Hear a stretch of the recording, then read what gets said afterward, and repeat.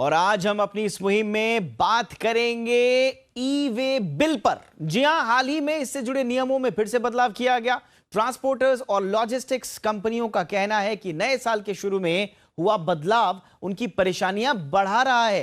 क्या है इससे जुड़ी दिक्कतें और इसे दूर करने के लिए सरकार और जीएसटी काउंसिल को क्या करना चाहिए, इस पर बातचीत करने के लिए मेरे साथ खास मेहमान जुड़ चुके हैं। All India transporters welfare association के प्रेसिडेंट प्रदीप सिंघल साहब। प्रदीप जी, बहुत बहुत स्वागत है आपका हमारे शो पर।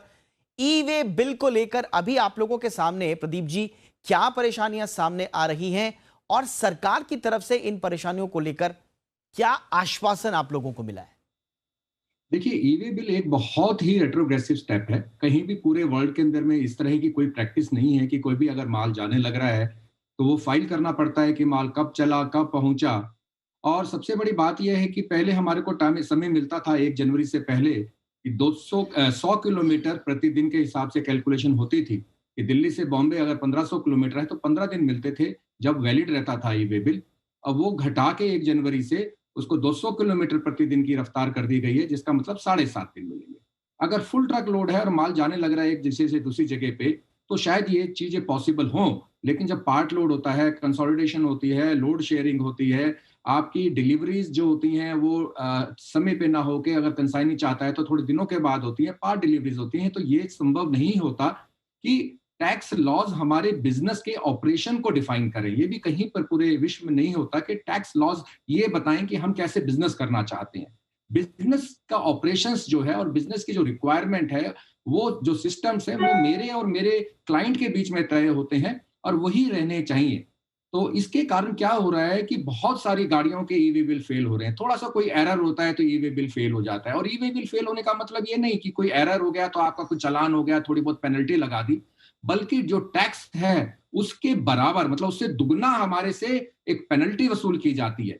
आज 10 लाख का माल ले जाते हैं तो गाड़ी की रिपोर्ट 25,000 की बनती है, जिसके अंदर 2-2,500 रुपए एक ट्रांसपोर्ट वाले को या गाड़ी वाले को बचेंगे। उस 2-2,500 रुपए के कारण और 10 लाख के माल में जरा सी कोई गलती रह जाती है तो 3,60,000 का उसको नुकसान हो सकता है, उसको पेनल्टी लगा दी जाती है, जैसे कि हम लोग किसी क्लाइंट के साथ में मिलकर कोई टैक्स की चोरी कर रहे हैं। तो मेरे ख्याल ये सोचना कि जो एरर्स हैं वो इवेजन के बराबर हैं, यही अपने आप में गलत है।